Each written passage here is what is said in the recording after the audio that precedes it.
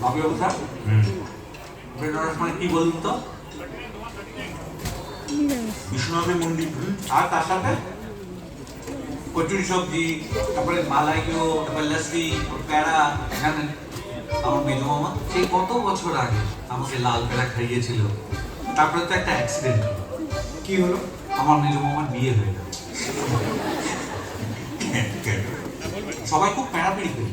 বড্ড বাজি বকে না, একটু বয়সে ঠিকই বলে, বকেন না। বেনারস মানে কি জানেন? মার্ক টুয়েন যখন ভারতবর্ষে এসেছিলেন ঘুরতে, বেনারস নিয়ে লিখেছিলেন যে Benaras is older than history, older than tradition, older even than legend, and looks twice as old as all of them put together. দেখুন, একটা বেনারসি কিনে আমি রূপবতীর জন্য, তাতে যদি উনি আবার আমিষ হয়ে যায়। কোনো চান্স নেই। আমি এর থেকে মুক্তি চাই। এরকম মুক্তি ধরুন